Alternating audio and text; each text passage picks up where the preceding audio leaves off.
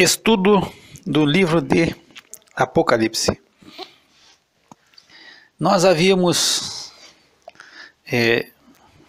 parado, e eu havia comentado no último áudio, no capítulo 8, nós estávamos no versículo 2, e nós estávamos falando sobre os 7 anjos que se acham de pé diante de Deus, esses anjos que assistem na presença de Deus.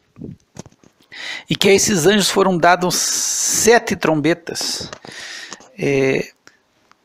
As trombetas fazem parte da vida de Israel, do povo de Israel, povo judeu.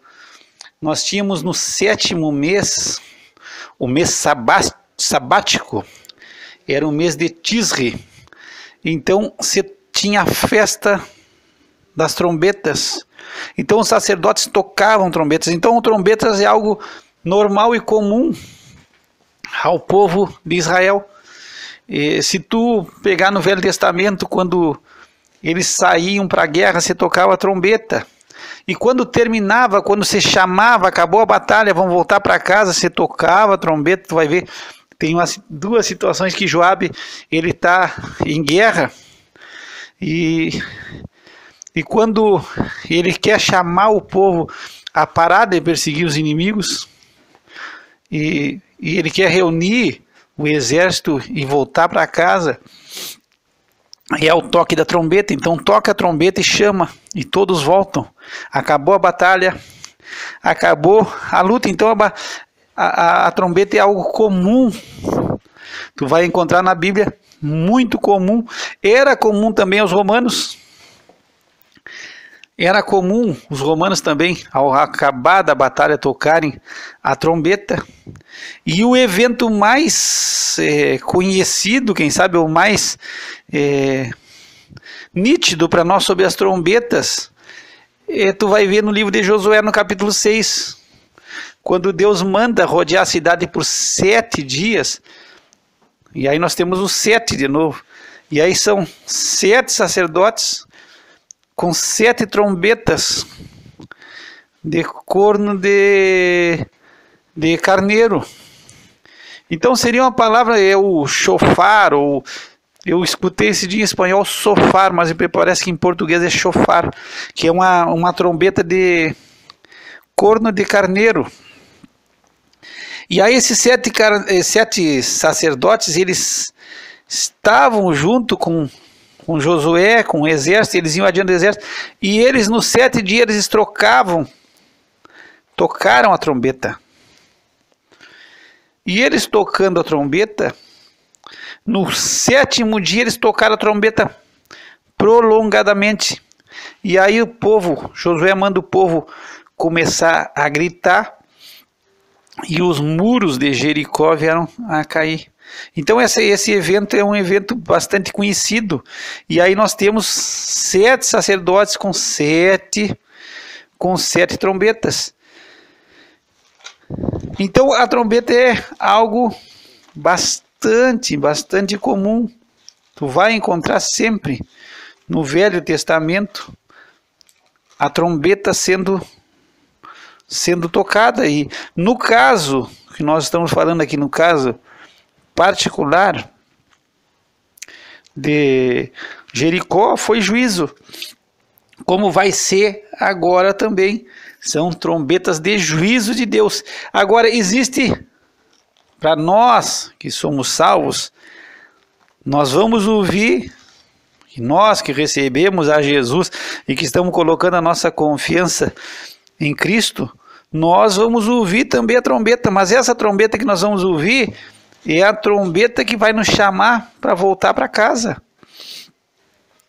para nos encontrarmos com o nosso Senhor no céu.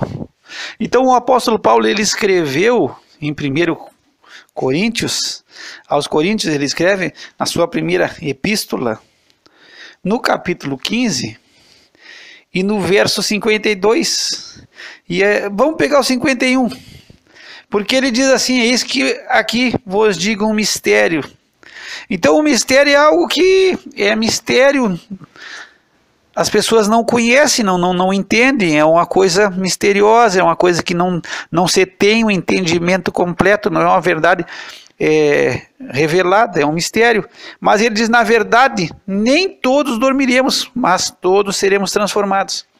Então o que Paulo está querendo dizer aqui é que nem todos vão morrer, mas transformados vai ser todo mundo, tanto os que morreram em Cristo como os que estiverem vivos, eles vão ser transformados, vão ser todos transformados. E aí ele vai ser num momento, num abrir e fechar de olhos, numa rapidez, num abrir e fechar de olhos, diz assim, no 52, ante a última trombeta. E aí entra essa trombeta que nós estamos esperando, porque a trombeta soará e os mortos ressuscitarão incorruptíveis e nós seremos transformados. E aí nós vamos nos encontrar com o nosso Senhor nas nuvens. Então é interessante que para nós, povo de Deus, nós vamos ouvir, nós que estamos escondidos em Cristo, nós vamos ouvir uma trombeta, a trombeta vai soar, ao soar da última trombeta, que é uma trombeta de Deus, e aí nós vamos lá para Tessalonicenses, e é trombeta de Deus.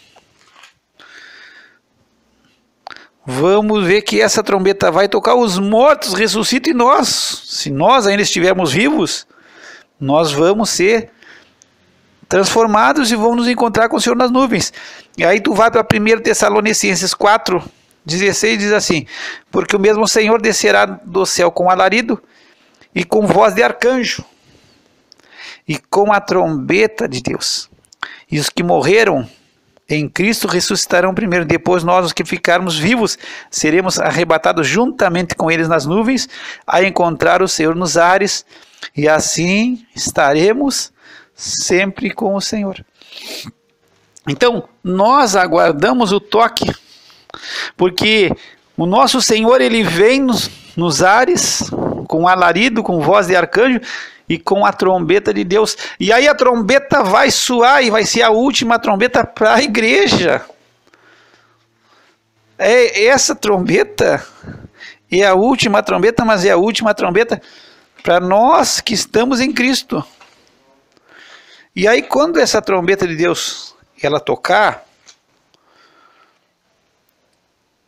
nós subiremos, seremos transformados e vamos subir e vamos nos encontrar com o nosso Senhor nas nuvens. Então, para nós que estamos escondidos em Cristo, se tu está escondido em Cristo, se tu colocou a tua confiança no Senhor, tu vai subir com o Senhor nas nuvens. No caso que nós estamos analisando aqui nesse versículo 2, nós, como igreja, nós ouvimos a trombeta e nós estamos esperando que o nosso combate aqui acabe. Eu sei que às vezes parece que as pessoas dão a ideia que tudo já está resolvido, mas nós vamos ter uma luta dia após dia na nossa vida até o final. Então nós estamos ainda em batalha. Nós estamos em luta. A vitória nossa está em Cristo Jesus. O Senhor já venceu, já tem a chave da morte e do inferno.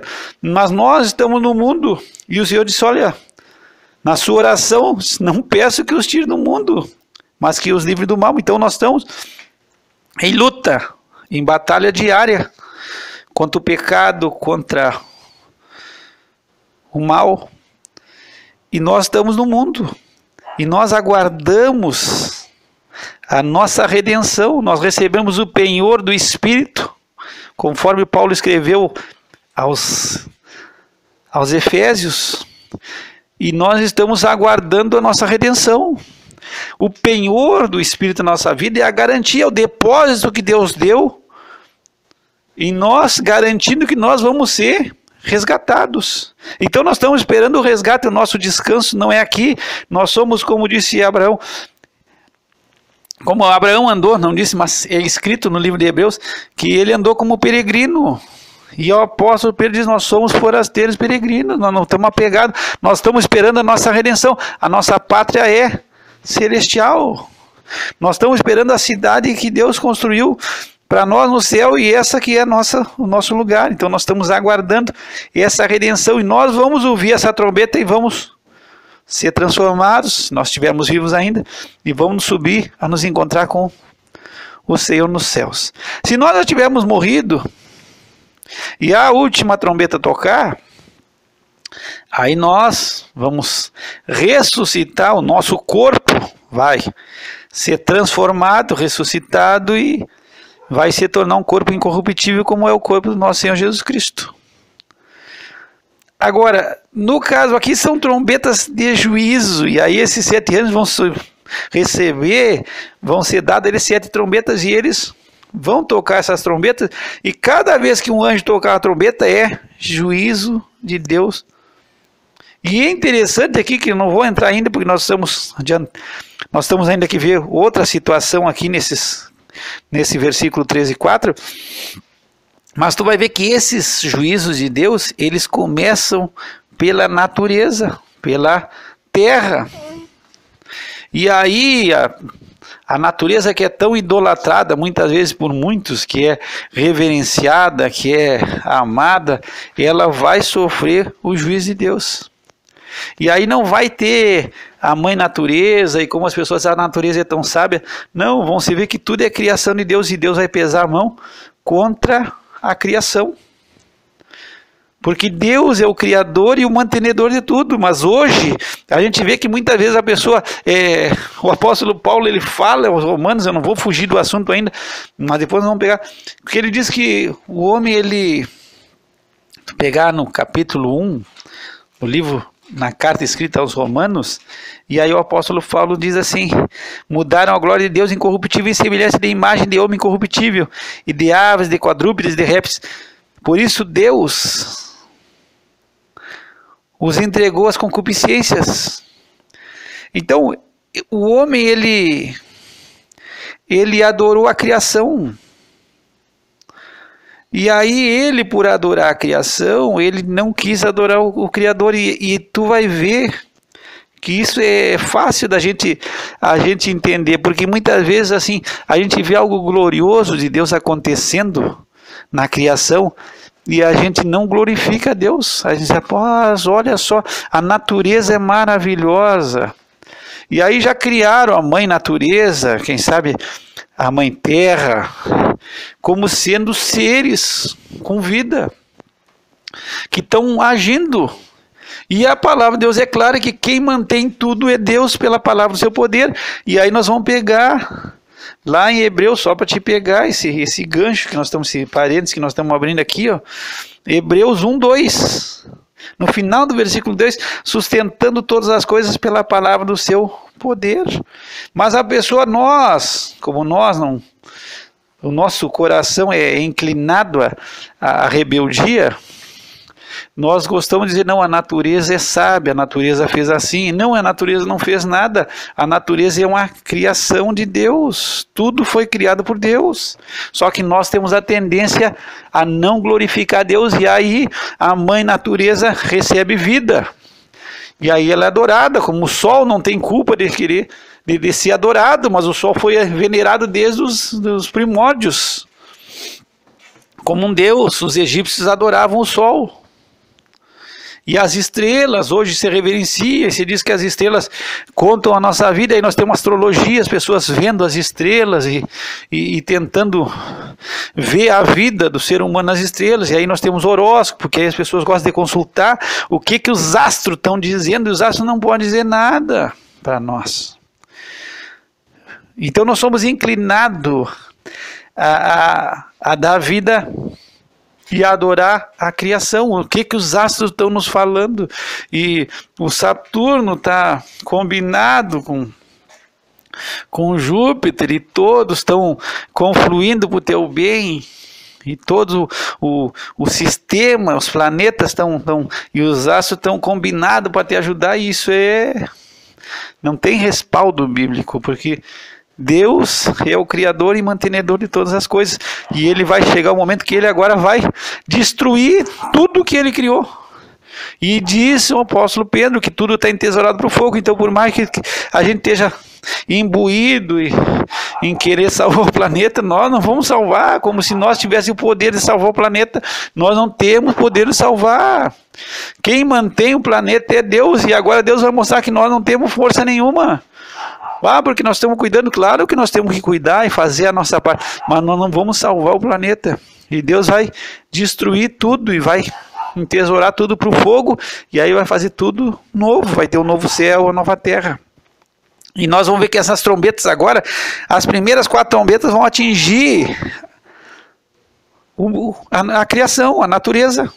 Vai atingir a terra, as árvores, vai atingir as coisas, a terra, as árvores e a erva verde vai ser queimada. Depois vai ter o mar, depois os rios, as fontes de água, e até o sol, que é venerado aí como Deus Sol, né? O grande Deus Sol, que era adorado no 25 de dezembro pelos povos pagãos. O sol vai perder brilho. E a lua também, que é adorada, também vai sofrer, e as estrelas também. E aí nós vamos acompanhar todo esse o desencadear da mão de Deus sobre a criação aí nesse capítulo 8. Agora, o interessante aqui, eu vou fechar esse parênteses para nós poder fechar esse início aqui, é que os 7 anjos recebem as 7 trombetas. Os 7 anjos que assistem a Deus. Mas vem outro anjo e ele se põe junto ao altar. E ele tem um incensário de ouro. O que é um incensário? O incensário é um braseirinho, um braseiro, que você bota brasa incandescente e ali vai se derramar incenso.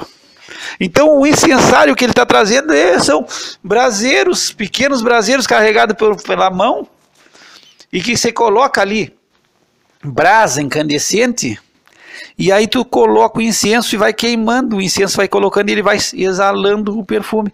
E ele vem e ele se põe junto ao altar. Ele tem esse outro anjo que está chegando, ele está com o incensário de ouro. E aí é entregado para ele muito incenso.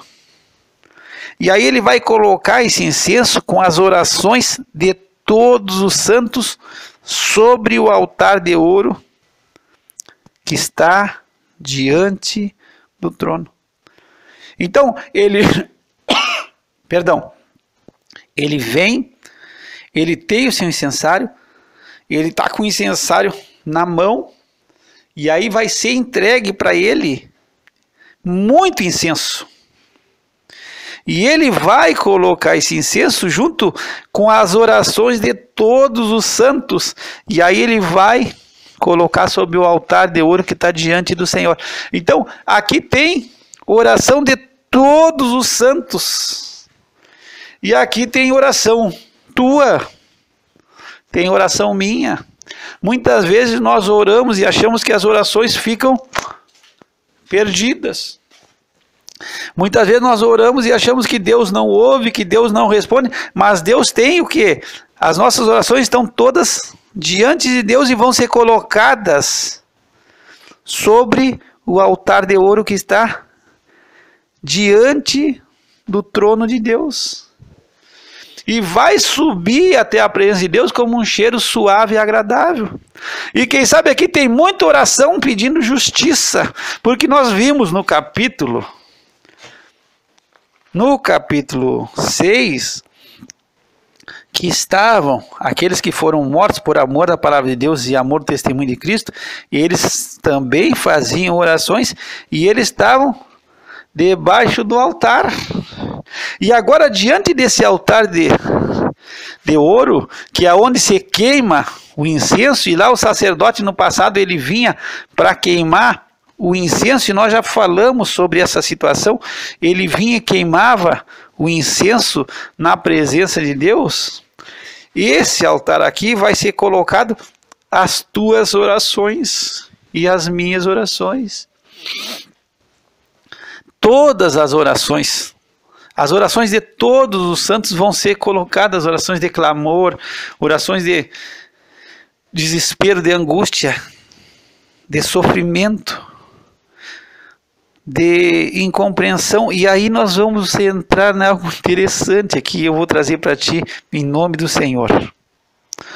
O apóstolo Paulo, quando ele escreve aos Tessalonicenses na sua segunda epístola, segunda carta, ele diz no capítulo 1, versículo 4: de maneira que nós mesmos nos gloriamos de vós nas igrejas de Deus, por causa da vossa paciência e fé, e em todas as vossas perseguições e aflições que suportais, prova clara do justo juízo de Deus, para que sejais havidos por dignos do reino de Deus, pelo qual também padeceis.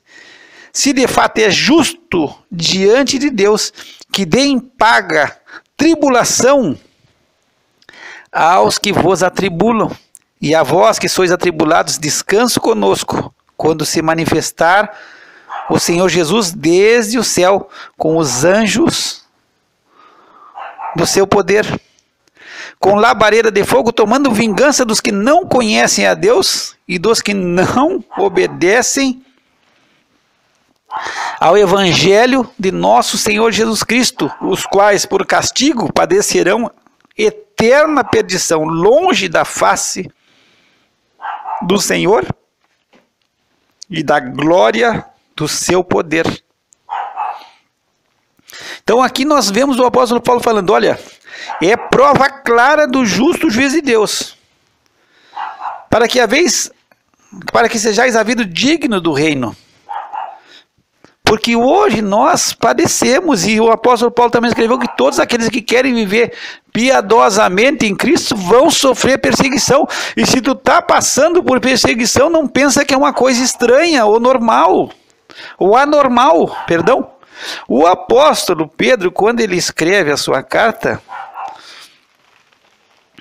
ele fala sobre o padecimento da igreja, e que nós não devemos estranhar o ardente fogo que surge no meio de nós, como se fosse uma coisa estranha.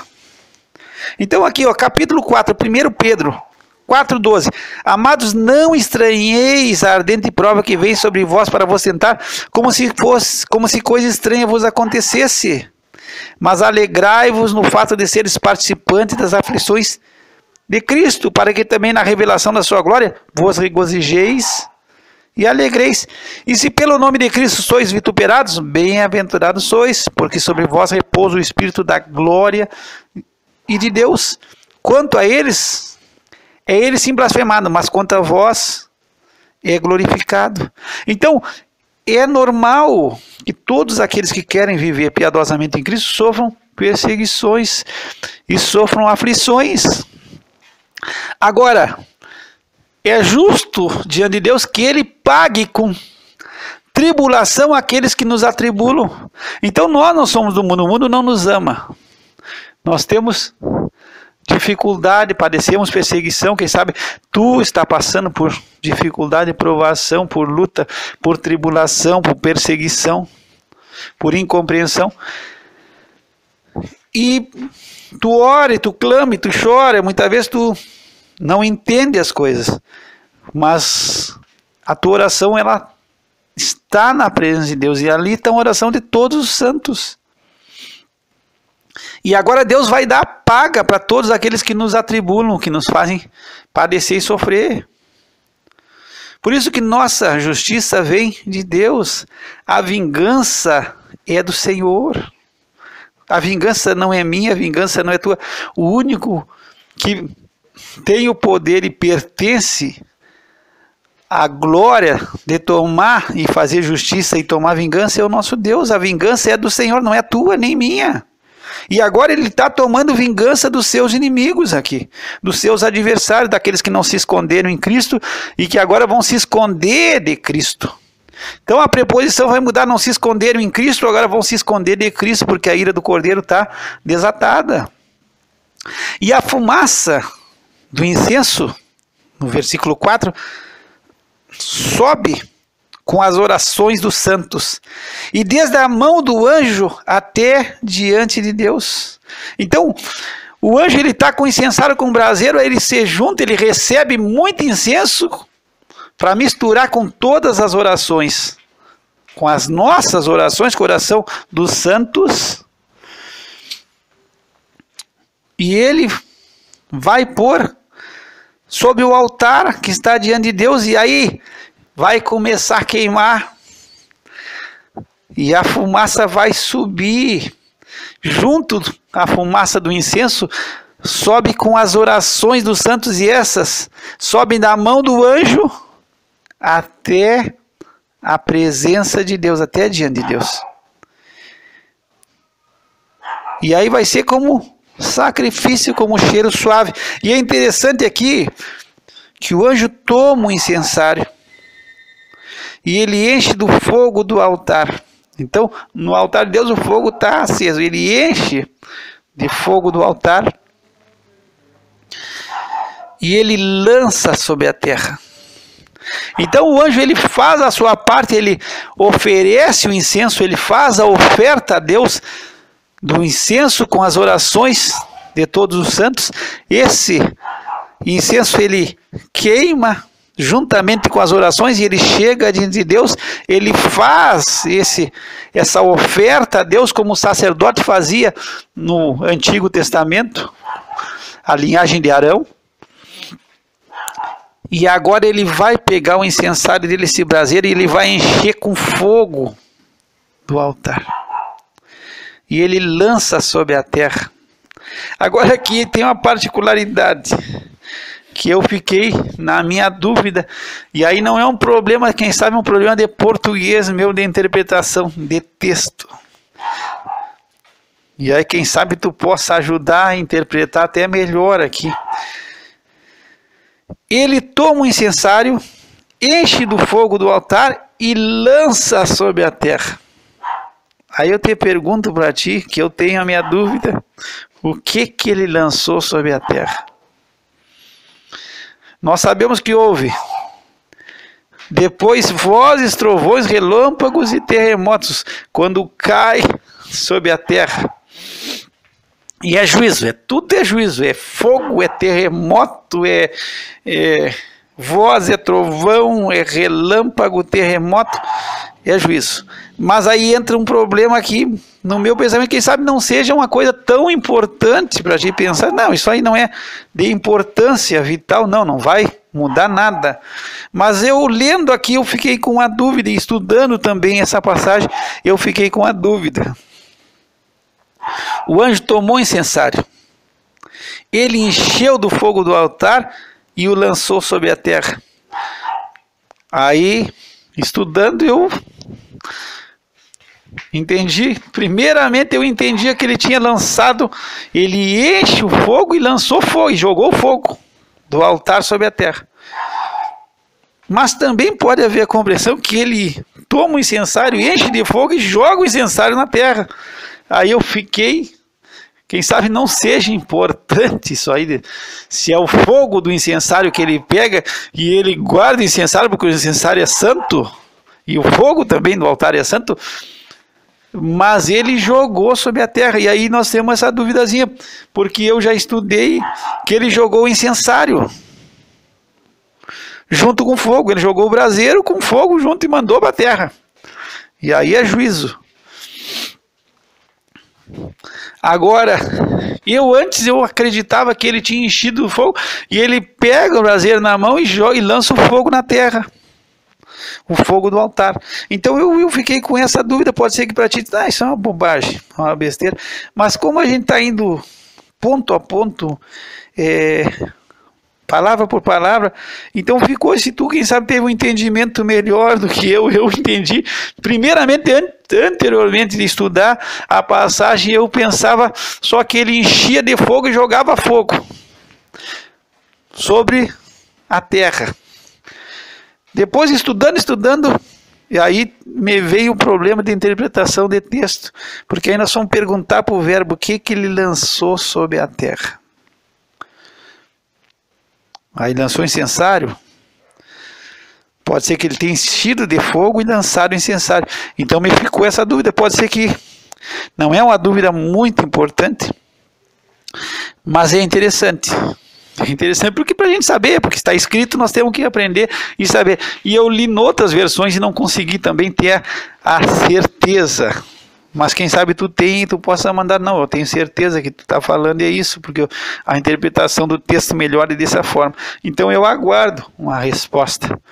Agora, nós vamos seguir caminhando e nós vamos entrar agora no próximo áudio do juízo sobre a natureza, sobre as águas, sobre os mares, sobre os rios, sobre a terra, sobre as árvores, sobre as florestas, sobre o sol, sobre a lua, sobre as estrelas. Nós vamos estudar, para que nós possamos acabar e terminar esse capítulo 8. Então andamos pouco hoje, vimos sobre as trombetas, e que nós aguardamos a última trombeta. Eu espero que tu, assim como eu, esteja esperando o toque da última trombeta de voltar para casa. Da nossa luta e nosso combate acabar e nós poder voltar para nossa casa que está no céu. O nosso descanso não é aqui. Nós não estamos aqui para descansar. A nossa cidade, ela vai descer dos céus. Nós aguardamos uma nova cidade, como diz nas Escrituras. Nós estamos aguardando uma nova cidade. E eu vou terminar lendo esse áudio, lendo Filipenses 3, no 19 e o 20, diz assim a palavra do Senhor: cujo fim é a perdição, cujo Deus é o ventre e cuja glória é para a confusão deles, que só pensam nas coisas terrenas. Paulo está falando daqueles homens que são inimigos da cruz de Cristo. Então o fim deles é a perdição, o Deus deles é o ventre, a glória deles é para a confusão e só pensam nas coisas terrenas. Só pensam nas coisas da terra, só querem coisa da terra. Agora, no versículo 20 e 21, mas a nossa cidade está nos céus, de onde também esperamos o Salvador, o Senhor Jesus Cristo, que transformará o nosso corpo abatido para ser conforme o seu corpo glorioso, segundo o seu eficaz poder de sujeitar também a si todas as coisas. A nossa cidade está nos céus, de onde também esperamos o Salvador, o Senhor Jesus Cristo. Medita nessa palavra, nossa cidade está nos céus, nós não somos daqui. A nossa cidade está nos céus e nós estamos esperando. Pai, nós te damos graça pela tua palavra, porque nós aguardamos, Senhor, o toque da última trombeta, para que nós possamos voltar para a nossa casa, a nossa cidade, para onde nós vamos morar contigo eternamente. Nós somos peregrinos e forasteiros aqui, como disse o apóstolo Pedro. Estamos aqui, estamos lutando, trabalhando, estamos tentando, estamos acrescentando, queremos servir, queremos crescer, mas a nossa cidade não é aqui, o nosso descanso não é aqui, estamos lutando, Senhor. Mas esperamos o toque da trombeta para nos chamar de retorno a casa. E aguardamos o nosso Senhor e Salvador Jesus Cristo. E é no nome do Senhor que nós oramos a Ti. Que o Senhor te abençoe e te guarde, que o Senhor faça resplandecer sobre ti o seu rosto e tenha misericórdia de ti, que o Senhor levante seu rosto sobre ti e te dê a paz. Graça e paz da parte de Deus nosso Pai e do Senhor Jesus Cristo.